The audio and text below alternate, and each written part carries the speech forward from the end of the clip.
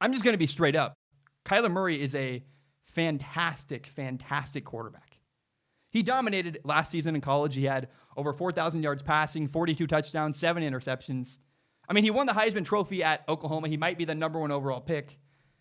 But when you watch him on film, there's one thing that stands out immediately. It's the things you don't see. You don't see a lot of mistakes. You don't see a lot of bad plays. It's hard to find a really bad play from Kyler Murray at Oklahoma last year. It is. I had to scour through all kinds of film looking for incompletions, looking for interceptions. He threw 7 all year. The first thing you notice on film when you watch Kyler Murray is that Kyler Murray had great coaching in college. But it also shows he wasn't challenged very much. There's a play against Army I want to show you guys. It's a play-action fake. They fake a run to the inside. And Oklahoma's receiver on the left runs a post. Army's using their defensive back, number 4, Max Regan, as a run defender. What that means is that he has a gap responsibility. It's his job. If Oklahoma runs the football, Max has to cover, number 4, on top of your screen, Max has to cover a certain area along the line of scrimmage if Oklahoma runs the football. And Oklahoma's head coach, Lincoln Riley, is well aware of this. So they fake the run. The safety steps down towards the line of scrimmage. The post runs right behind him. Touchdown. It's way too easy. And this happened often. I mean, Oklahoma was masterful at manipulating defenses. It's just rare to find a clip of Kyler Murray being challenged. He rarely had to work all the way across the field to his 3rd or his 4th option. I mean, you watch his head on tape. Kyler Murray rarely works all the way across the field. And as a result, this happens because of great play design. And let's be honest, Oklahoma played a lot of really bad defenses. That's why you don't see a lot of bad plays, and that's why you don't see very many throws into tight windows. There's a play against Baylor. The Baylor defense is running 2 high safeties, but they're wildly out of position. They're both so wide, they might as well not be there. The defense is out of position. The middle of the field is wide open. It's an easy throw. It's an easy touchdown. Kyler Murray wasn't challenged because he played for a great program. It's not his fault. That's not a bad thing. It's just an observation. He wasn't challenged very much. Now, here's what you need to know about Kyler Murray that's really important. Kyler Murray has incredible arm talent. The way he throws the football is just special. It's different. It's rare. It's hard to find. His accuracy, his arm strength. I really, truly believe he has the smoothest delivery of any quarterback in the 2019 NFL draft class. It's just smooth. It's perfect. It's pretty. Everybody should study the way Kyler Murray throws the football and try to replicate that. And young quarterbacks take notes. This is really important. Arm strength does not come from being tall. It doesn't come from height, and it doesn't come from lifting a lot of weight. You can be really strong and really tall and still have a weak arm. Arm strength is a product of great mechanics, and Kyler Murray's mechanics are fantastic. They're flawless. Again, young quarterbacks should study the way Kyler Murray throws the football and try to emulate that. It's also important to clarify, Kyler Murray is not a running quarterback. He's a quarterback who can run, and there's a difference. It matters. He runs to extend plays. He keeps his eyes downfield. He's looking to throw.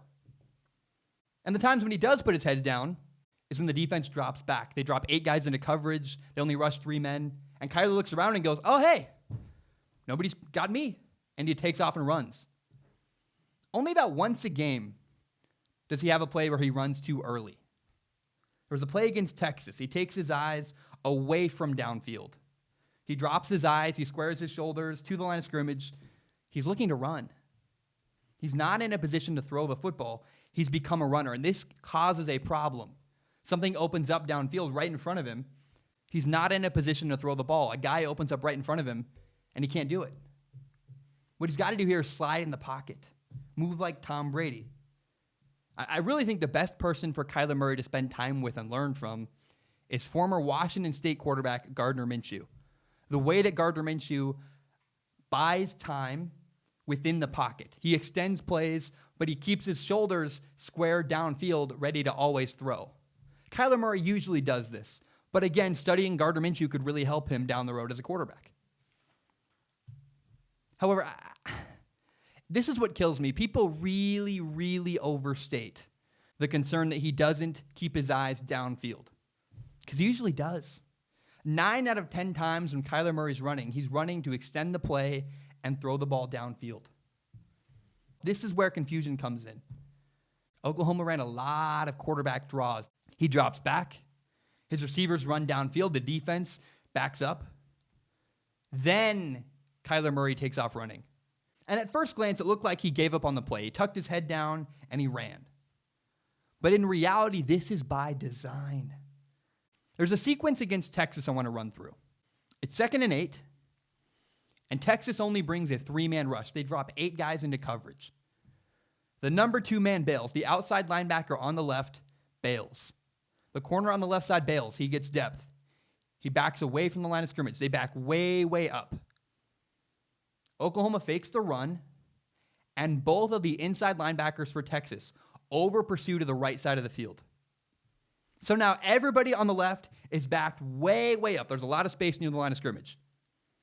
And both of the linebackers are all the way to the right side of the field. The left side of the field's wide open, and nobody has accounted for Kyler Murray.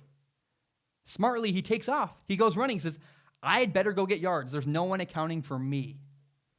So it should have been 3rd and 2, but there was a penalty, so now it's 3rd and 7.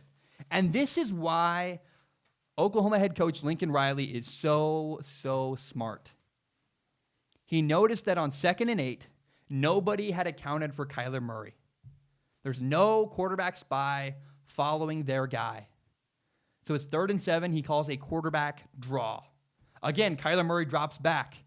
The receivers run downfield. The defense backs off. And Kyler Murray, again, runs downfield. But this time, because it's planned, there's a left guard in front of him lead blocking.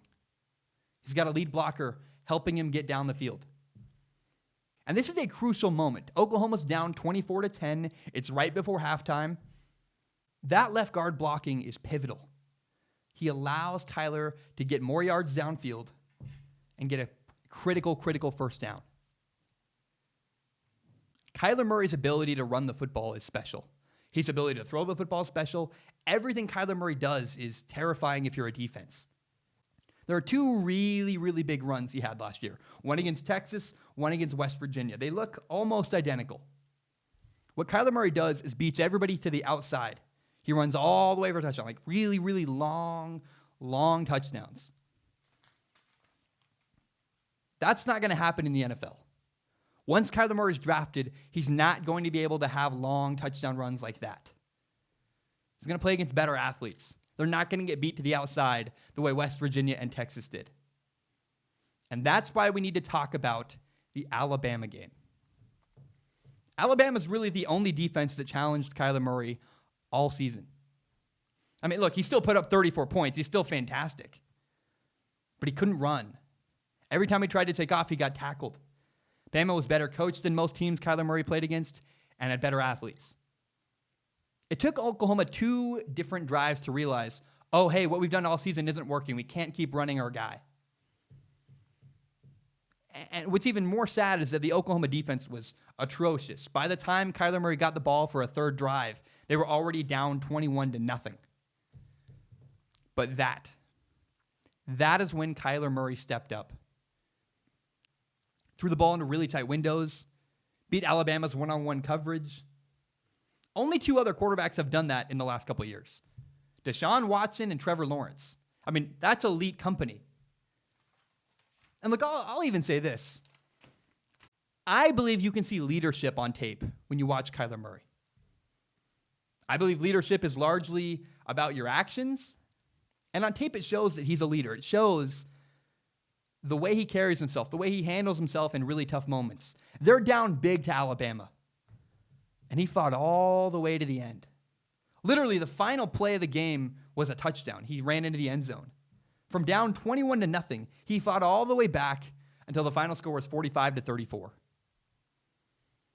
When I watch Kyler Murray, his physical ability is once in a lifetime. He's an unbelievable talent. You just don't see guys who can throw the ball the way he can and also can run the way he can. It's impeccable. It's crazy. I think he's the best passer in the NFL draft and also the best runner in the NFL draft. What everybody thought Lamar Jackson was something last year. Everyone thought Lamar Jackson could run and throw like no other. Not really. That's what Kyler Murray actually is. Kyler Murray is truly what everyone wanted Lamar Jackson to be. I don't think you can compare him to RG3. He doesn't get hit very much. He slides a lot. He's not Johnny Manziel. He has a way better arm. He's Kyler Murray. He's the best thrower of the football in the 2019 NFL draft class and also the best runner. It really does him a injustice to compare him to anybody else. It's not fair to him. He's too good at talent. He's too special. No one else can really do what he does. When I see Kyler Murray, I see a guy who's got stuff to learn. Sure, there's a play against Texas where he fakes the run and throws a hitch to the left. It's a really tight window. And there are small details that Kyler Murray doesn't understand, like if you know you're going to throw the hitch the entire time, don't run a play action fake. It's called FTF. My coach called it FTF back in the day. He said, F the fake. Don't fake it. Even if it's in the play call, who cares? You want to get the ball out to the left as quickly as possible. F the fake. Shouldn't fake it here. Should just throw the ball immediately to the outside. Look, if I'm an offensive-minded coach and I'm confident in my ability to develop players, then Kyler Murray is just too good an opportunity to pass up. You can't not draft Kyler Murray. I mean, you got a clean slate. He doesn't have any bad habits. All you have to do is bring him in and teach him how to use his incredible, incredible physical talent. I'm so excited to watch Kyler Murray in the NFL. I really am. I'm so glad he chose football. And I really think he's just like he's got really no bad habits. He's got a really good ability to read defenses. He can run. He can throw better than almost any quarterback in this draft, if not the best. And you just got to take Kyler and mold him into the player you want if you're a coach. I love Kyler Murray. He's a great quarterback. I believe in him, and he is fantastic. My name is Zach Schaumler. This is my podcast, Strong Opinion Sports. It is my favorite thing in the entire world. And I want to ask for your help. I want this show to grow. I want more people to watch and more people to listen to this podcast. My dream is to do this show as my full-time job. I want to own it myself. I want to do it on the internet and have complete control. I don't want to do it for CBS or ESPN. I don't want to work for a big network. I want to own it myself. And if you believe in that dream, please do me a huge favor. Help me grow by telling your friends about this podcast. Share it on Facebook, share a link on Twitter, maybe you screenshot it, put it on Instagram. I don't have a marketing strategy beyond this. This is all I have. You know, a lot of people, one of the most common comments I get on YouTube is, you have great content. We love your stuff. You deserve more viewers. What you should do is you should buy ad spaces on Facebook or Twitter or promote yourself and buy revenue, like buy ads. I have no money. I am a broke college kid. I can't buy ad spaces. I don't have money to pay for books. And so my plan, this is my marketing plan, this is my strategy. All I plan to do is put every ounce of effort I have into making the very best podcast I can.